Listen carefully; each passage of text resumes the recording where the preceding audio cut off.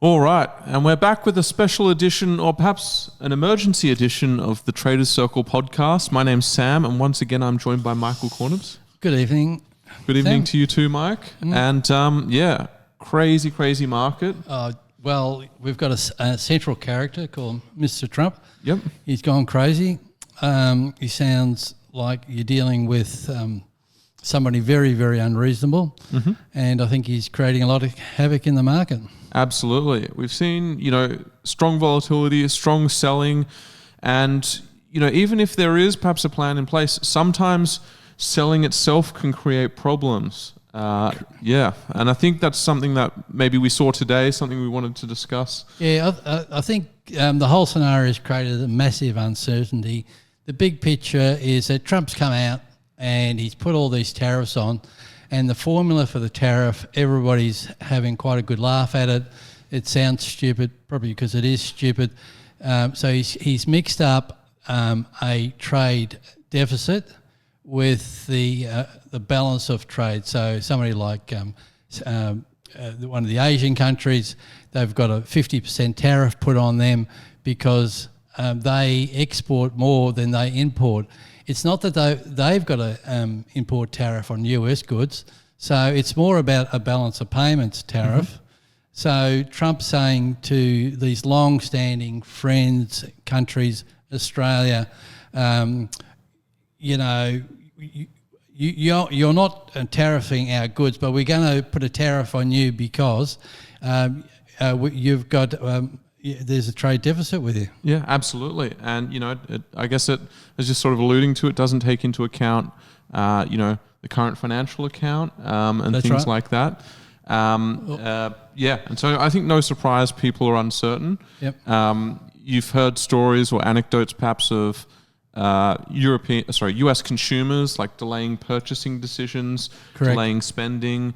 I think you mentioned there was a gentleman who stopped his car purchase, Yep. and that just slows the economy down to a halt. And creates this massive uncertainty. And then you've got two types of countries responding to it. The passive countries is saying to America, well, how can we negotiate our way out of this? What can we do? Trying to do a fair thing.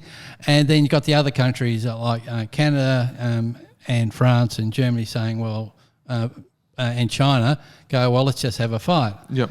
And so you've got, I read a story, I think there was a tanker of LNG, $1.5 billion of LNG heading towards China, and China turns around and said, well, we don't want your LNG anymore. So then what happens to that poor ship owner? He's got a ship on the sea and nowhere to go. They got to find some way to place their natural gas. Absolutely. And, last time around, it was US versus China trade war, and you could argue that, they both sort of had some scuffs and bruises, but it sort of worked out. The US is now trying to fight, on many different fronts. So they're taking on the whole world at once, and it's just, I think, poorly thought out. If they could probably win a trade war against any number of these groups, but I think, though, that Trump is a certain type of individual that I've definitely met before. All reasonableness goes out the door, and he's a very aggressive trader, and he'll put everything on the line. So when China turned around and said, well, we're going to put tariffs on you, he absolutely blew his stack and said, well, we're going to put 100% on you, or we're going to put 200% on you. I mean, he just immediately escalates the situation, and it feels like it's out of control. And as you say, well, in life and in business, you don't have too many fights going on in your life. Pick the top three you want to have a fight about, and then just sort of pacify the rest so you can get on with your life. But he's fighting too many fights on too many fronts. Absolutely. I think the forecasts are suggesting there's a fair chance we see a US recession. I think it's almost certain unless these tariffs are unwound. And I think it's just a question of how severe and whether it spreads, basically. Yeah. Well, I can't see the personality of Trump backing down. Yep.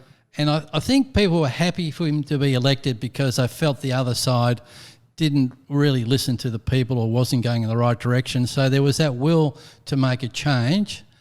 But now here's the repercussions of the style of trading he is. He's trying to trade in America as he would do in business. And unfortunately, and especially in the case of Australia, who's been a great friend of America, we've got a mutual defence treaty. They've got bases in Australia.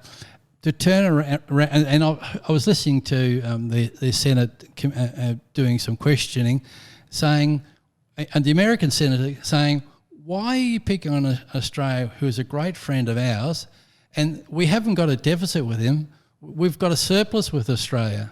So their silly formula says that they're going to put a tariff on us. So if you're starting to breach long-standing friendships, and then you have to wait 4 years for Trump to get voted out, somebody, can they bring the world community back together again, or will now the trade paths around the world start rerouting themselves towards the BRIC countries, to China, and people are just trying to survive. Yeah, well, exactly. And the average American, they're having their futures gambled at pretty poor odds by a massive risk taker and an egomaniac. And I wouldn't be too happy about that, but some of them still are, but that number is decreasing every day. That's right. So are we waiting for the repercussions? And I think we've seen one big repercussion pop its head over the last day or two, especially the last 2 days. And what we've seen the 10-year US government bond rate and the 30-year government bond rate. The 10-year US rate has gone from 3.9% to 4.5%, and we'll come back to why in a second. And the 30-year rate has gone from 4.4 up to nearly 5%. And I think I think we've got a chart to demonstrate that. And what that means is, one, why is that happening? But the consequences of that happening, and we're talking about it today, is that the US mortgage market is predominantly a fixed 30-year rate market. So the current 30-year fixed rate in the US is about 6.7%. So you can borrow money fixed for 30 years, and unlike Australia, which is predominantly a floating rate. So in the US, 6.7%, but it's priced off the 10 and 30-year bond rates. And if that's gone up 0.5%, and it could go up a lot higher, that means the US mortgage rate goes from 6.7 to 7.2, possibly higher. And that's going to do a lot more damage to the US housing market than that we've currently seen for a long time. Absolutely. And so, you're getting that spread, that contagion, and sort of what I was saying towards the start, selling can create its own problems. When the market drops like this, it's not, it's not normal, everyone carries on as normal. You start to have other issues. People get margin calls. Correct. You get other financial markets start to have activity based on the equity selling. Yeah. So to pick on one of the reasons why this 10-year rate's blowing up, the hedge funds in America, which is a massive industry, trillions and trillions of dollars, and they work on about a 20 to 1 ratio. So for $1 trillion of exposure, they'd only have $50 million of $500 million of capital, so only 5% of capital.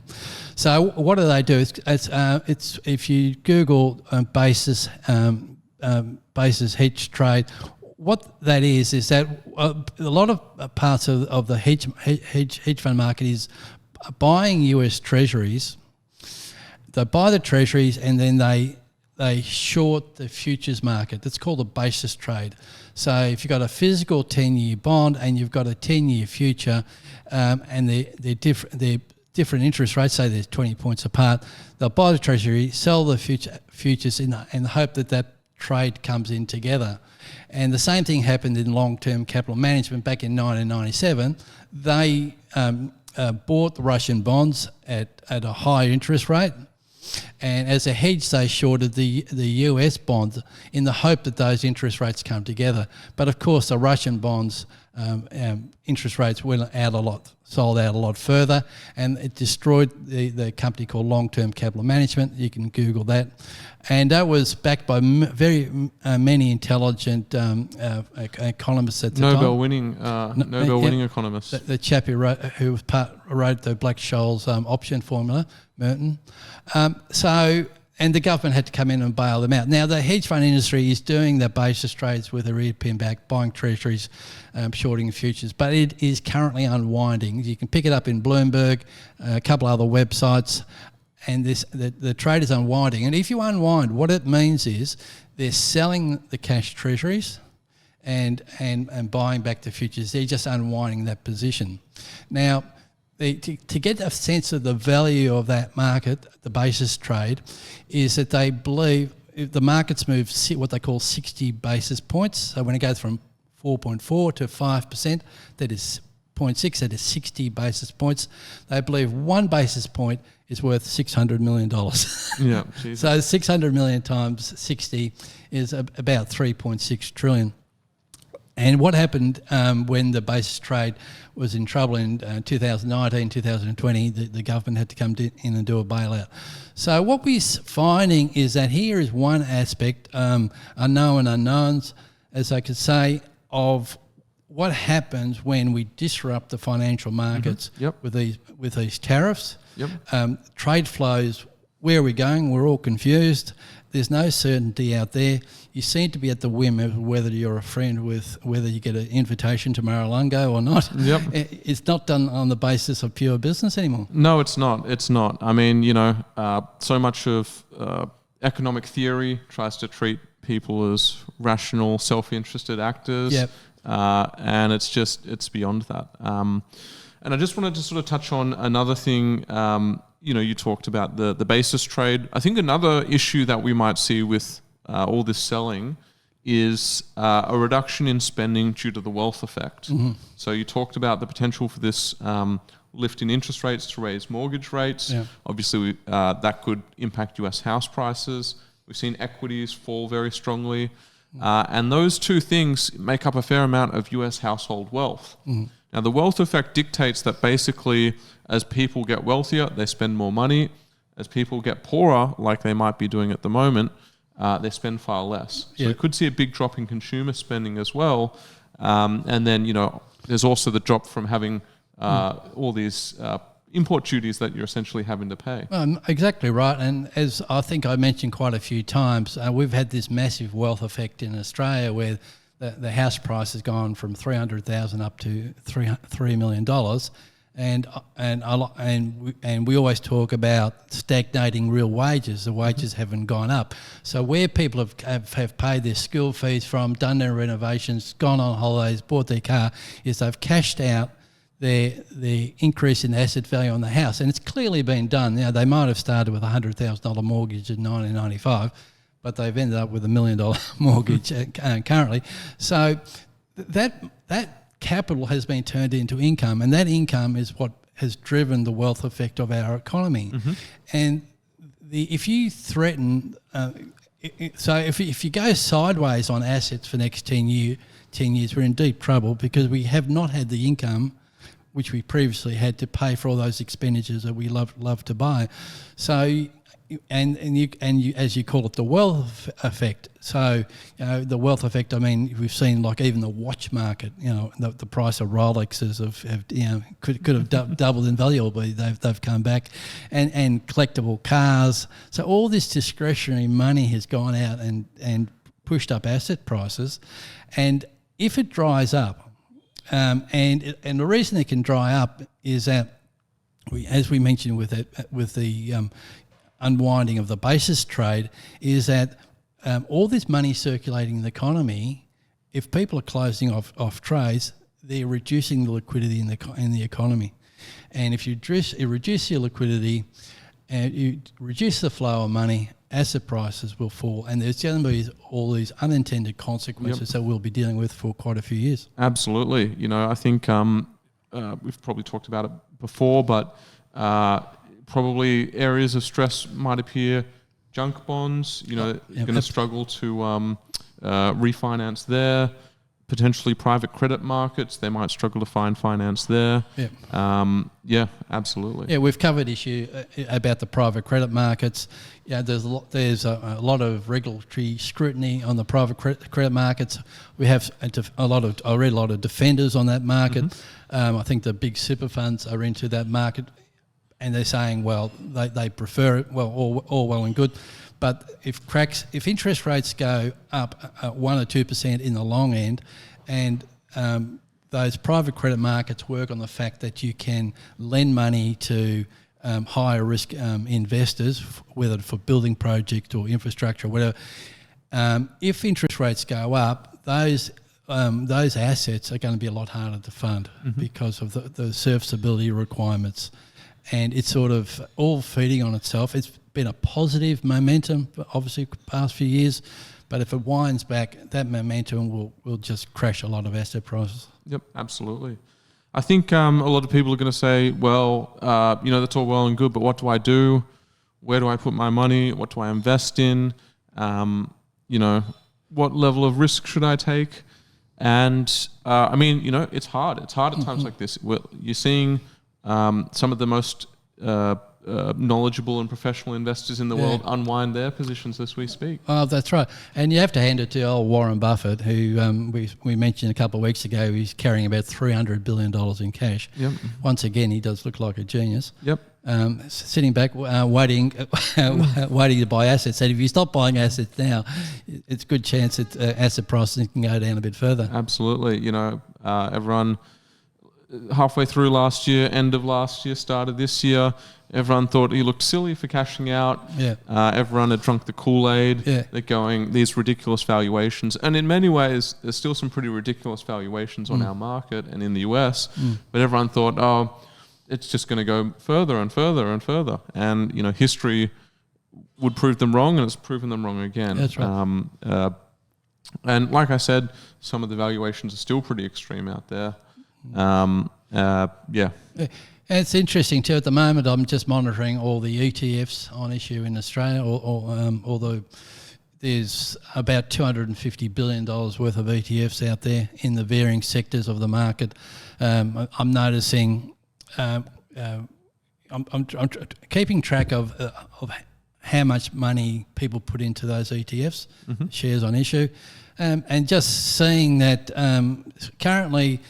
What they're quite negative on are the resource sectors. They're quite negative on that, and they're still quite popular in the broad equity indexes. The Vanguard Australian index and the international indexes. I still think there's a belief in those funds, but if as we mentioned before with the passive investment, if the average person starts redeeming that can be a self-fulfilling momentum on the downside as well. Absolutely. We saw that during the COVID selling, for example, where from a sort of general perspective, the Fed stepped in, the RBA stepped in, and, markets should have rebounded. There was perhaps a little bit of additional selling, a little bit of additional volatility down the bottom, just because, those instructions had already been set. People had already, decided to sell out. Yeah. They sold indexes, they sold ETFs, and that, Yeah.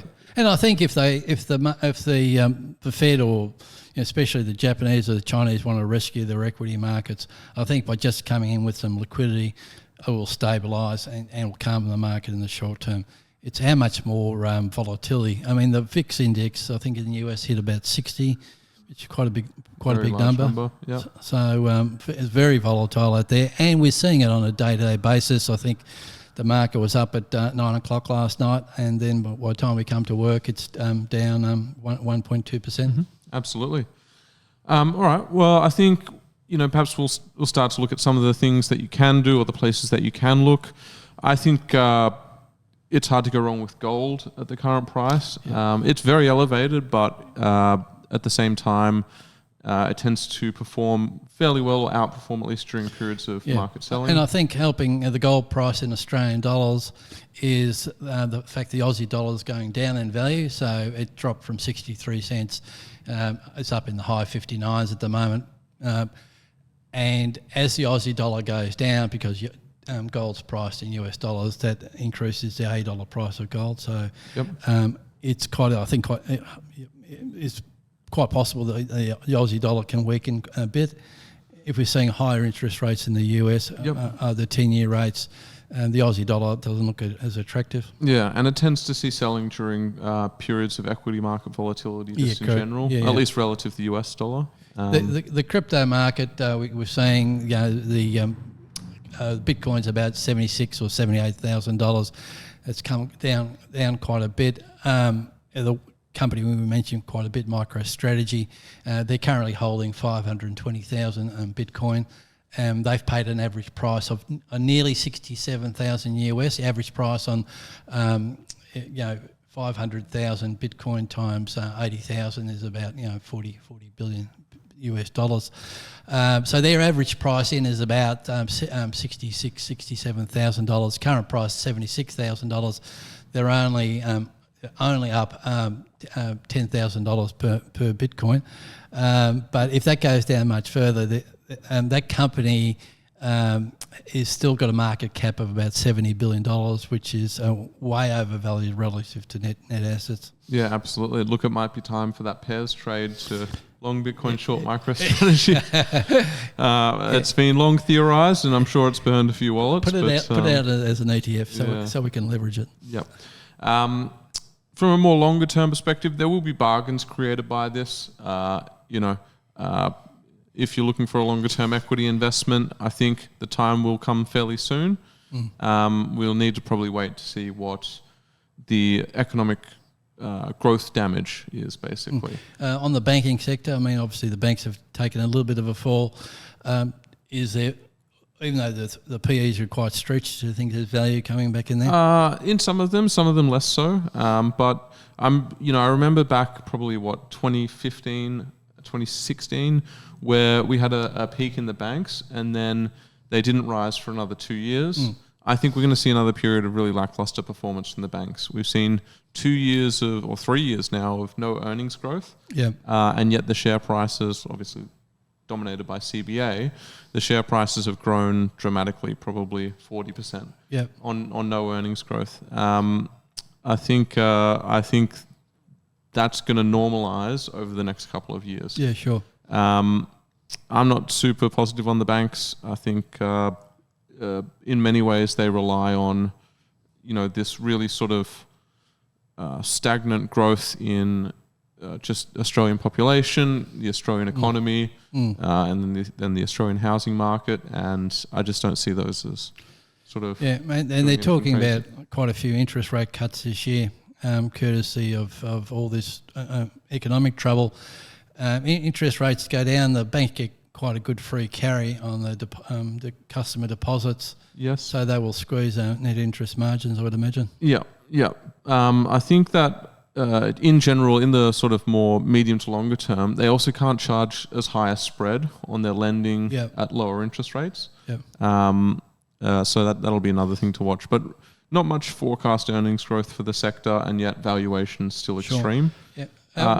In the second half of this decade, I think the secondary base metals are going to be in dramatically short supply. Copper, aluminium. And you've said that before. Nickel, tin, zinc. Or even during this sort of the slowdown at the start of this year, copper rallied to an all-time high. Obviously, it's come off a lot now because you've got short interest, you've got people taking a negative view on the economy, but the supply of copper is going to start to dwindle, similar to how we've seen, gold and things like that. Sure. And looking at the oil prices, I've been reading a little bit of research suggesting that the oil price could get down to $50. I think with Trump's drill baby sort of rhetoric going on, there's a side benefit of increasing shale is an increase in natural gas. So there's, I think that the Saudi Arabia also, putting a bit more supply onto the market. I think they did that quietly last week. So we've seen the oil price down in that $59 region. So my feeling is that the oil price will tend to that $50 price, which is probably something Trump is comfortable with. Yeah, absolutely. And I think one thing notable over the last few years is the impotence, let's say, of OPEC and the increasingly less relevance that it has for the global oil price. OPEC is way less relevant because America discovered fracking. Yep. And Biden did a great job of trying to restrict fracking and the production of natural gas and pipelines from Canada. So they did a great job of trying to pull it back. But America went from an energy importer to an energy exporter. Mm-hmm. And so that has reduced the percentage of OPEC dominance of the energy market. And I think everybody's realising that they're very much less reliant on OPEC, and therefore, they're constraining supply to try and help push up price. Oil at around $50 also puts pressure on Russia because the Americans, if they wanted to do Russia some damage, instead of allowing oil prices to go to $80, $100 like they did, I mean, Russia still sold oil to China and India. But at $50, Russia is getting that much less income, so that will put pressure on them to hopefully try and resolve some issues. Yeah, absolutely. But I think the news has seemingly gone a little bit quieter on that front because they've been focused more on this crazy market that we're seeing. And yeah, I wouldn't be sort of banking on any sort of immediate resolution in the short term. I don't think we're going to see the volatility subside. It's going to take a while for a lot of these things to play out. Correct. Yeah, no, I think this disorderly conduct of the US policy, we've talked about the BRICS movement before, moving away from the American hegemony. So I think that will only, if you were sitting there as a country who's just been hit with a 25 or 50% tariff from the US, you'd be looking for new trade partners, you're looking for new agreements. So I just think the Americans are doing themselves a lot of damage, and people will just look elsewhere for their trade agreements. Yep, absolutely. And, maybe we'll see the death of the US dollar as the global hedge fund. I think that will eventually happen. It's a question whether it's a 5 year or 10 years, but eventually, it will go away. Yep, absolutely. I think we possibly wrap it up there. We've been waffling for a while, so hopefully you are still listening. If you are, please give us some love by clicking subscribe, clicking the like button. We'll see you guys next time. Take care.